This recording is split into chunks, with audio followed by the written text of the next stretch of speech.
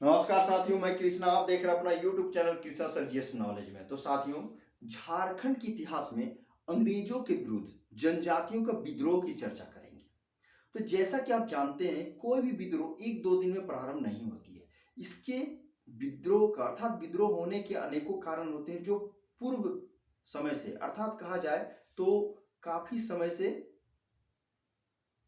चली आ रही होती है। यानी ऐसी सी घटनाएं घटती है जो विद्रोह को हो उठने में अहम भूमिका निभाती है। जैसा कि आप जानते हैं, अंग्रेजों ने सर्वप्रथम 1767 में सिंहभूम के क्षेत्रों के माध्यम से झारखंड में एंट्री किया। यानी झारखंड के क्षेत्रों में सिंहभूम क्षेत्र में प्रवेश किया झारखंड राज्य में।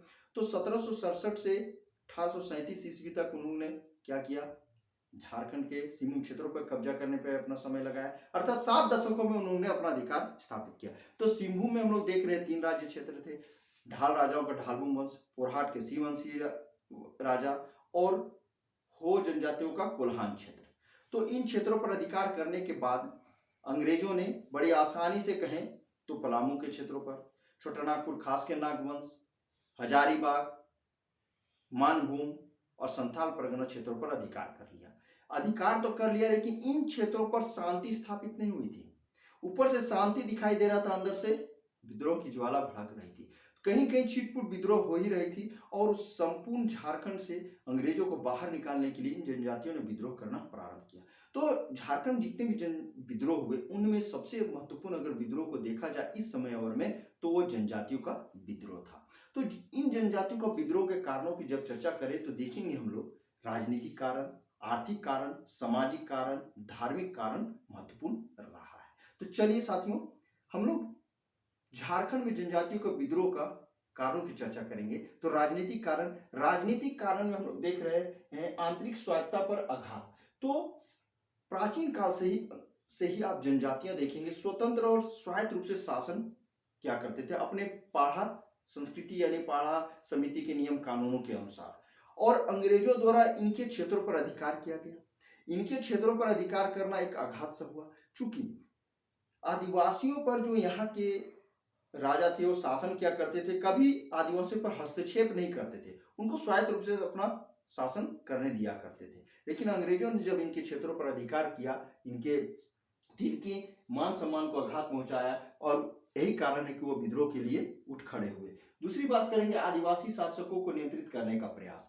जब आदिवासी इन क्षेत्रों पर आए थे, तो अंग्रेज जब आए तो इनके क्षेत्रों पर अधिकार आया, तो उन्होंने देखा कि अंग्रेज क्या सोच रहे थे सर्वप्रथम, कि देखिए यहाँ पे ब्रिटिश प्रशासकों के रूप में आदिवासी अपने शासकों के अधीन हीन व्यवस्था में जीवन व्यतीत कर रहे थे। कहीं नहीं अंग्रेजों को सोचना था कि यहाँ के आदिवासी थे, अपने जो आदिवासी नेता थे उनके अधीन रहकर अपने हीन जिंदगी जी रहे थे। और इसीलिए क्या हुआ कि ये अंग्रेज सोचते थे कि आदिवासी कहीं ना मूर्ख है, विलासी है, अत्याचारी है, जो एक तरह से शासन अपने ही लोगों पर कर रहे थे। इसलिए अंग्रेज इससे बेहतर उनको शासन व्यवस्था देने का प्रयास किया, जो इनके संस्कृति के खिलाफ थी, और वो विद्रोह उठ खड़े हुए। सी नंबर देखिए, आदिवासी प्रदेशों पर अधिकार करना। अब आदिवासी प्रदेशों पर अधिकार करने का तो अंग्रेजों ने कर लिया, लेकिन देखिए यहाँ पर अधिकार करने के पीछे उनका मकसद था व्यक्तिगत लाभ, यानी अंग्रेजों का लाभ। अंग्रेज अपने हित के लिए, अपनी आवश्यकताओं को पूर्ति के लिए सामरिक व्यवस्था देखिए, प्रशासनिक व्यवस्था की, सड़कों का निर्माण कराया, अपने हित के लिए किया, ना कि यहाँ के जनजातियों के लिए, ना यहाँ के राजे महाराजा के लिए किए। और वहां से कच्चे माल प्राप्त कैसे हो, कैसे अपनी सेनाओं को एक ओर से दूसरी ओर साम्राज्य विस्तार के लिए ले जाया जाए, इन सभी के कारण यहाँ के प्रदेशों पर, खास आदिवासी के क्षेत्रों पर अधिकार करना प्रारंभ किया। डी नंबर देखिए, ब्रिटिश कानूनों और नियमों को लागू करने का प्रयास। जहां तक ब्रिटिश कानूनों को लागू करने का बात है, तो कॉर्नवालिस ने देखेंगे कॉर्नवालिस कोड जो लागू किया, शक्ति का पृथकीकरण लागू किया गया। भिन्न भिन्न क्षेत्रों में जो वहां के जमींदार जो अपने सिपाही को नियुक्त करते थे, उनके द्वारा शासन करते थे, इन सभी को समाप्त कर दिया गया। और अंग्रेज अपने शासन व्यवस्था लागू किए, अर्थात यहाँ नए नए थानों का निर्माण कराया गया, शासन व्यवस्था को एक तरह कलेक्टर वाले सिस्टम में लाया गया। तो कहीं ना कहीं ये सारे नियम कानून को यहाँ के जनजातियों आदिवासियों को थोपने का प्रयास किया, मानने के लिए बाध्य किया, जिसके कारण यह विद्रोह उठ खड़ी हुई। फिर देखें इन ब्रिटिश कर्मचारियों द्वारा आदिवासियों का शोषण। तो ब्रिटिश कर्मचारी क्या थे कि यहाँ के आदिवासी क्षेत्रों पर ब्रिटिश शासन की स्थापना किए और यहाँ पे भिन्न भिन्न पुलिस अधिकारी और कर्मचारी को भेजे, और यहाँ जब नियुक्त किया गया तो ये कर्मचारी क्या हुआ, खासकर बिहार और बंगाल से थे, और जिसको खासकर आदिवासी लोग दीकू कहा करते थे, क्योंकि बाहरी लोग थे, ये शोषण कर रहे थे, और कहीं न कहीं ये कर्मचारी भोले भाले आदिवासियों पर क्या करते थे, शोषण कर रहे थे। अब यही नहीं, देखिए कि राजाओं जमींदारों द्वारा आदिवासियों को भड़काया जाना। तो जमींदार और आदिवासियों को भड़काने का क्या था, देखिए उस समय पलामू के जयनाथ सिंह थे, छोटनागपुर खास के नागवंशी शासक दर्पनाथ से थे, रामगढ़ के मुकुंद सिंह और ढालबुम के जगन्नाथ ढाल, इन सभी क्षेत्र के राजा महाराजा थे। इनके अधिकारों जमींदारों को शासन व्यवस्था को अंग्रेजों ने छीन लिया था और ये विद्रोह करने के लिए तत्पर थे, और ये आदिवासियों को भड़काना का काम किया, क्योंकि आदिवासी के हित था, क्योंकि आदिवासियों को अपने साथ लेकर अंग्रेजों को विरोध कर रहे थे, और अगर वो विरोध करने में सक्सेस हो जाते तो होता कि आप इनकी शासन व्यवस्था अपना स्थापित हो जाती। और कहीं न कहीं आदिवासी, तो जैसे कि कोल्हान क्षेत्र पुराण क्षेत्र में आप देख रहे हैं, कहीं न कहीं आदिवासी आप देखेंगे इन राजाओं महाराजाओं के अधीन ही रह रहे थे, लेकिन भले ही स्वायत्त थे, लेकिन समानता तो कहीं न कहीं कुछ न कुछ रही थी अवश्य। तो ये सारे कारण रहा है, यही कारण है कि ये राजा महाराजा जमींदार क्या करते थे, आदिवासियों को भड़काया करते थे। आर्थिक कारण की बात करें तो कृषि की समस्या की जहां तक हम लोग चर्चा करेंगे आदिवासियों में, तो आप देखेंगे कि प्राचीन काल से आदिवासी फल फूल जड़ी बूटी शहद लकड़ी आदि प्राप्त करके जीवन निर्वाह करते थे। तो जीवन निर्वाह का जो उनका एक साधन था मात्र जंगल था, इसलिए उसे जंगल पुत्र कहा जाता है। चूंकि आदिवासियों के रहने का स्थान जंगल था, जंगल से अपनी जीविकाओं का चलाया करते थे, अपनी जीविकाओं को। और होता क्या, वो झूम कृषि करते थे, बदल बदल के कृषि कार्य किया कर, जैसे असम के क्षेत्रों में आज भी होता है। तो हुआ क्या कि एक साल अगर यहाँ पे कृषि कार्य कर लिया जाए तो दूसरे साल किसी और जगह जंगलों को काट कर साफ करके कृषि कार्य लगाया जाता था। तो यहाँ अंग्रेजों ने क्या किया ना कि वहां पर अस्थायी कृषि करने के लिए इनको दबाव डाला गया, और अस्थायी कृषि दबाव डाला गया तो इससे टैक्सेशन की मांग आ रही थी। अब आगे देखिए कि यहाँ पे अंग्रेजों द्वारा अस्थायी बंदोबस्त को लागू करना। तो हम लोग जानते हैं लॉर्ड कॉर्नवालिस को, जो 1786 ईस्वी में भारत के गवर्नर जनरल के बनकर आया और 1793 ईस्वी तक रहा। जब वो यहाँ आए, यहाँ की शासन व्यवस्था बड़ा विचित्र था, खासकर टैक्सेशन के मामले में। तो ब्रिटिश पार्लियामेंट ने उसे सख्त हिदायत देकर भेजा था कि यहाँ पे एक भूमि का अस्थायी बंदोबस्त किया जाए, और यही कारण कि 1793 ईस्वी में अस्थायी भूमि बंदोबस्त लागू किया, जिसको परमानेंट सेटलमेंट कहते हैं। तो साथियों, ये लागू करने के बाद खासकर भारत में जब ये शासन व्यवस्था लागू किया तो झारखंड में भी लागू किया। झारखंड के जिन क्षेत्रों पर आदिवासियों ने जमीनों को साफ कर या जंगलों को साफ करके वहाँ कृषि कार्य किया करते थे, उन पर स्थायी बंदोबस्त के नियम कानून लागू कर दिए, जिसके कारण ये आदिवासी और अंग्रेजों से क्षुब्ध हो गए। जैसे कि आप जानते हैं कि अंग्रेज द्वारा जमींदारों से अस्थायी बंदोबस्त किया गया। जमींदार अंग्रेजों को 90% टैक्स दे रहे थे और स्वयं 10% रख रहे थे। तो इस तरह के जो गतिविधियां हुई, कहीं न कहीं अस्थायी बंदोबस्त ने इनके भूमि को टुकड़े टुकड़े कर दिए, और कॉर्नवालिस को जो अस्थायी बंदोबस्त हुआ उसको मानने के लिए मजबूर किया गया, और यही कारण है कि उनके जीवन में बहुत बड़ा बदलाव आया। यही व्यवस्था कहीं न कहीं अंग्रेजों के खिलाफ विद्रोह करने में एक महत्वपूर्ण भूमिका निभाई। आगे देखिए कि अकाल का भयंकर प्रभाव, जिस समय ये अस्थायी बंदोबस्त वगैरह प्रक्रिया जब हम लोग देख रहे थे, इससे पहले बार बार जो भारत में और झारखंड के क्षेत्रों में जो अकाल पड़ा, फैमिन आया, तो कहीं नहीं कि फैमिन जो आया आप देखेंगे 1770, 1777, 1800 ईस्वी में बहुत सारा अकाल पड़ा, और ये अकाल के पड़ा तो यहाँ के लोग काल के गाल में बहुत सारे समा गए, उनकी मृत्यु हो गई, और ऐसी अवस्था में अंग्रेजों ने किसी प्रकार का कोई भी सहायता नहीं किया। हाँ, अंग्रेजों ने क्या किया कि इनकी दोहरी मार पड़ गई। कैसे दोहरी मार पड़ गई आदिवासियों की? क्योंकि आदिवासी इन क्षेत्रों से छोड़कर दूसरे क्षेत्रों में पलायन करने लगे। सुरगुजा जो छत्तीसगढ़ में पड़ा था, मिर्जापुर यूपी, उन क्षेत्रों पे चले गए, अन्य क्षेत्रों पे चले गए। इस तरह कहीं न कहीं इन क्षेत्रों पे आप देखेंगे जाने लगे, और जो यहाँ रह गए वो अंग्रेजों के खिलाफ हथियार उठा लिए, क्योंकि अंग्रेजों तो शोषण कर रहे थे ना, इसलिए हथियार उठा लिए। देखिए, वन कानूनों द्वारा निर्वाह के साधनों पर नियंत्रण। अब उस समय क्या हुआ कि 1870 में वन कानून आया था, जिसका संशोधन आप देखेंगे 1875 ईस्वी में कर दिया गया। और अंग्रेजों ने अपने अधीनस्थ प्रदेश क्षेत्रों पर समस्त जंगलों पर अपना नियंत्रण स्थापित कर दिया। आदिवासी जो जंगल पुत्र कहा जाया जा करता है, आदिवासी जंगल पुत्र इनको कहते हैं, उनको फल फूल इकट्ठा करना, कंदमूल इकट्ठा करना, इवन आप यही नहीं, आप देखेंगे उनके जीविका के लिए जड़ी बूटी, शहद, लकड़ी, ये सारी चीज जंगलों से प्राप्त होती थी। अब इन सारी जंगल क्षेत्रों पर तो अंग्रेजों ने अधिकार कर लिया था, जिसके कारण आदिवासी उन सभी वस्तुओं को जो अपने जीविका चलाने के लिए जंगलों से प्राप्त किया करते थे, उनसे वो वंचित हो उठे। यही नहीं, अंग्रेजों ने बहुत से जंगल में ठेकेदारों को पेड़ काटने के लिए ठेका दे दिए, जो पेड़ों को काटकर वो अपना हित साधते थे, इस जो आदिवासियों का एक रहने का स्थान था। इन सभी कारण आदिवासी क्या किए, विद्रोह के लिए उठ खड़े हुए। यही नहीं, आप देखेंगे जमींदारों, ठेकेदारों, साहूकारों, व्यापारियों द्वारा उनका शोषण किया जाने लगा। क्यों ऐसा हुआ कि अंग्रेज प्रशासकों ने, खासकर ये जमींदार, ठेकेदार, साहूकार और बिचौलिया का काम करते थे। और साथ ही आप देखेंगे अंग्रेज प्रशासक थे, इन सब भोले भाले आदिवासियों का शोषण करने में कोई कसर नहीं छोड़ता था। और जमींदारों ने बड़ी कड़ाई से इनसे कर वसूलते थे, ठेकेदारी लोग पेड़ काटने काम करते थे, साहूकार काफी ऊंची दरों में इनको ऋण देते थे और इनको वसूल करने में काफी जोर जबरदस्ती की जाती थी। देखिए, जब अस्थायी बंदोबस्त लागू कर दिया गया था, सालाना कर बढ़ा दिया गया, जमींदार अधिक से अधिक कर ले रहे थे, तो अकाल भी पड़ रहा था, कृषि कार्य सही से नहीं हो रही थी, तो ये आदिवासी क्या होते थे, लगान देने के लिए साहूकारों से ऋण लेते थे और ऊंचे दरों पे लेते थे। और जब वो चुका नहीं पाते थे तो ये साहूकार जो बाहर से आए हुए थे, उनके जमीनों को छीन लिया करते थे, उनके बहन बेटियों को सील भंग कर दिया करते थे। यही नहीं, उनके जो खासकर बोला जाए तो जानवरों को हाँक लिया करते थे।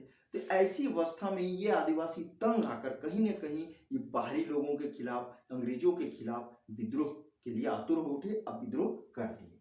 फिर देखिए सामाजिक कारण, तो सामाजिक कारण में हम लोग देख रहे हैं जनजातियों की परंपराओं में हस्तक्षेप। तो जनजाति क्या थे कि ब्रिटिश शासक, खासकर एक चीज देखिए, जब लॉर्ड विलियम बेंटिक के समय ब्रिटिश सरकार ने जनजातियों की सामाजिक कुरीतियों को दूर करने के लिए कई कानून बनाए थे और इन कानूनों को लागू किया गया, जिसे जनजातियों ने घोर विरोध किया।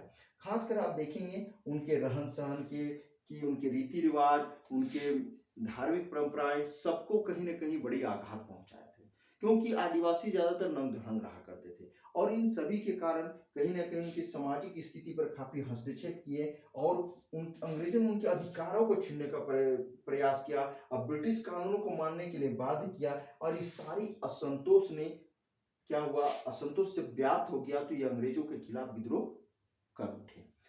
फिर देखिए बी नंबर है दिकुओं आदिवासियों के सामाजिक अलगाव। अब दिकुओं और ये लोग को सामाजिक अलगाव कहने का अर्थात क्या है, जो गैर झारखंडी थे, जो बंगाल बिहार से आए थे, अंग्रेज थे, इनको ये लोग दिकू कहा करते थे। जैसे यहाँ भी बहुत से थे समान लोग थे, जैसे कि आप देखिए तेली लोग थे, बढ़ई लोग थे, ठीक है, चर्मकार लोग थे, इस तरह बहुत सारे लोग थे, इनसे इनको कोई बैर नहीं था। ये एक तरह समान रूप से रहते थे, साथ में रहते थे, एक दूसरे की आवश्यकताओं को पूर्ति भी किया करते थे। लेकिन जब ये बाहरी लोग उनके क्षेत्रों पे आए तो इनके क्षेत्रों पे जाने पर उनके आपसी हितों को क्या किया, दुष्प्रभाव पहुंचाया और भोले भाले आदिवासी जनताओं को, वहाँ के राजाओं को, वहाँ के जो अपने शासन व्यवस्था पाड़ा समिति के माध्यम से किया जाता था, उनको ये परेशान करने लगे। यही कारण है साथियों कि आदिवासी उनके विरुद्ध हो उठे। धार्मिक कारण में ईसाई धर्म प्रचारकों की गतिविधियां की चर्चा करेंगे। अब देखिए, आदिवासी संस्कृति प्राकृतिक संस्कृति अर्थात प्रकृति की धार्मिकता पर आधारित थी। ये प्रकृति के हिसाब से चला करते थे। तो यहाँ क्या हुआ, हालांकि ऐसा नहीं कि ईसाई धर्म प्रचारक आए तो इन आदिवासियों को बहुत सहायता किए, शिक्षा में विकास किया, बहुत सारे चीज, लेकिन इन सबों के अलावे क्या हुआ कि अपने ईसाई धर्म को प्रसार करने के लिए जनजातियों की संस्कृति पर यह प्रहार करने लगे।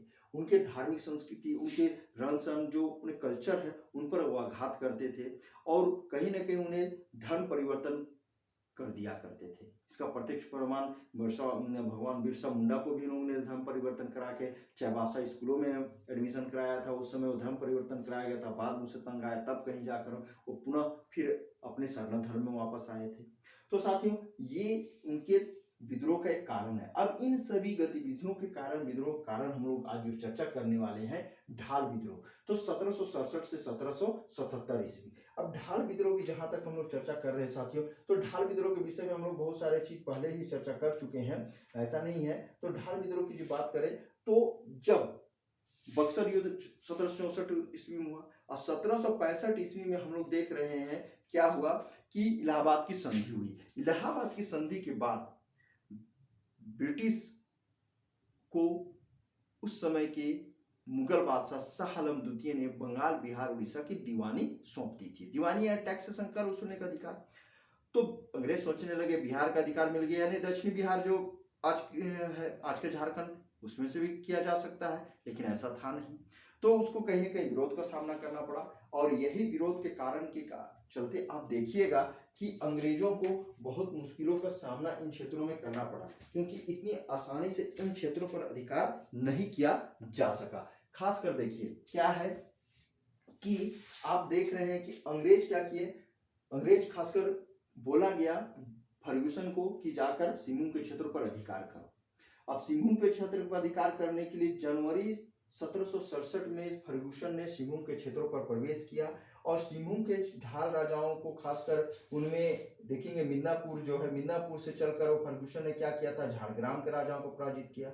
अब उनके पराजित होने से आसपास के जितने जमींदार थे, राजा थे, खासकर आप देखेंगे रामगढ़, लालगढ़, जामबनी, ये सभी भयभीत हो गए। बाड़भूम देख रहे हैं या रामपुर देख रहे हैं, फुलकुसुम देख रहे हैं, इन सभी जमींदार ने उनसे डर से उसकी अधीनता स्वीकार कर ली। लेकिन हुआ क्या, फर्गूसन ने एक दूत भेजा किसके पास, ढाल राजा के पास। ढाल राजा ने उन संवाददाताओं को जो अंग्रेज के दूत थे उससे दूर पे ही रोक दिया, बोल दिया जाके अपने आकाओं को बोल दो कि ढालभूम के क्षेत्रों पर हम किसी बाहरी को प्रवेश करने नहीं दिया जाएगा। फिर फर्गूसन ने क्या किया कि आप देखेंगे कि जामबानी में ढाल राजा से युद्ध हुआ, ढाल राजा पराजित हो गए। पराजित होने के बाद फर्गूसन क्या कि आगे की ओर बढ़ा, घाटशिला की ओर बढ़ा। अब घाटशिला की ओर जैसे बढ़ा तो ढाल राजा ने समझ लिया कि अब इस अंग्रेजों को रोकना बहुत मुश्किल है, तो उन्होंने क्या किया, अपने संपत्ति सहित सारे महल को आग लगा दिया। आग लगाने के बाद अब देखेंगे अंग्रेजों ने 22 मार्च, कितना, 22 मार्च 1767 ईस्वी को जलते हुए महल पर अधिकार कर लिया। और यही नहीं, अप्रैल में जाकर ढाल राजा को उसको बंदी बना लिया। उसके बाद क्या हुआ, उसके भतीजे जो थे, खासकर जगन्नाथ ढाल को गद्दी पे बैठाया गया और जब गद्दी पे उनको बैठाया गया तो वो 5500 रुपये कहीं ना कहीं सालाना कर देना स्वीकार किया। तो देखिए साथियों, अंग्रेजों का जो प्रथम सिंहभूम के क्षेत्रों में प्रवेश होना हुआ था, तो ढाल राजाओं के नेतृत्व में संपूर्ण ढाल राज्य की जनता ने विद्रोह किया था। तो ढाल विद्रोह का अर्थ ही क्या होता है कि ढाल राजाओं के नेतृत्व में संपूर्ण ढाल राज्य के जनता के द्वारा अंग्रेजों के खिलाफ विद्रोह करना था। और इसका नेतृत्व कौन किया था, जगन्नाथ ढाल किया था। हुआ क्या, सो देखिए, चूंकि दीवानी प्राप्ति करने के बाद अंग्रेजों ने सिंहभूम के क्षेत्रों पर अधिकार कर लिया। अब सिंहभूम के क्षेत्रों पर अधिकार कर लिया तो क्या हुआ, उसका परिणाम क्या हुआ कि वहां की जनता ने विद्रोह कर दिया। अब विद्रोह तो कर दिया, लेकिन यहाँ यह भी समझिए कि 1768 ईस्वी में सिंहभूम के क्षेत्रों में फिर विद्रोह हुआ और इस विद्रोह का नेतृत्व कौन कर रहा था, जगन्नाथ ढाल कर रहे थे।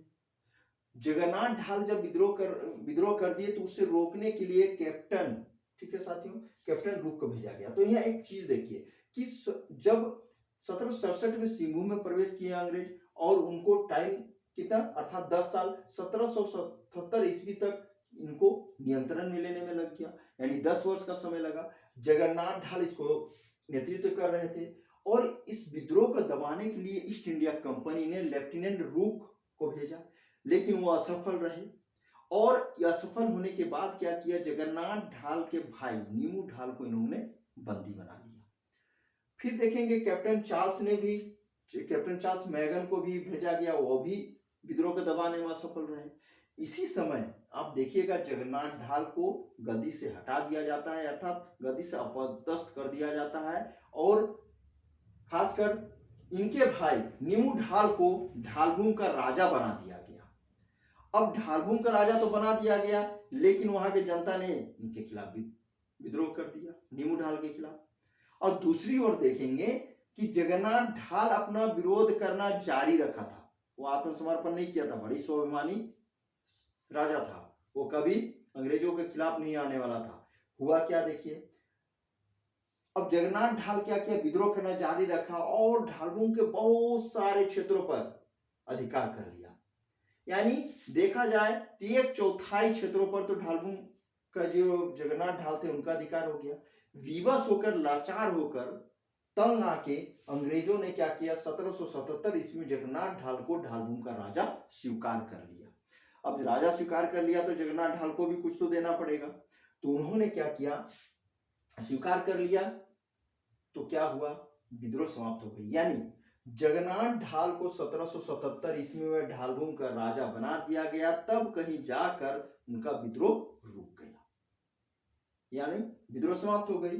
यही नहीं, ढालभूम का राजा बनाए जाने के एवज में या उनके बदले में जगन्नाथ ढाल ने अंग्रेजों को अधिकतम 4000 रुपये सालाना कर देना स्वीकार किया। देखिए यहाँ पर मैंने मेंशन किया है कि ढालभूम का राजा बनाए जाने के बदले में जगन्नाथ ढाल ने अंग्रेजों को अधिकतम 4000 रुपये सालाना कर देना स्वीकार किया। यही नहीं, स्वीकार कर लिया, धीरे धीरे उनका कर बढ़ा दिया गया। और जब कर बढ़ा दिया गया तो क्या हुआ, 1800 ईस्वी में ढालभूम का सालाना कर अस्थायी रूप से 4267 रुपया निर्धारित कर दिया गया। यानी ढालभूम के राजा जगन्नाथ ढाल का टैक्स और बढ़ा दिया गया, जो कितना बढ़ा दिया गया, 4267 रुपया कर दिया गया। तो साथियों, अंग्रेजों के विरुद्ध विद्रोह करने में सर्वप्रथम जगन्नाथ ढाल के नेतृत्व में 1767 से 1777 ईस्वी के दौरान ढाल विद्रोह हुआ। तो साथियों, यह वीडियो आपको कैसी लगी मुझे अवश्य कमेंट करके बतलाइएगा आप।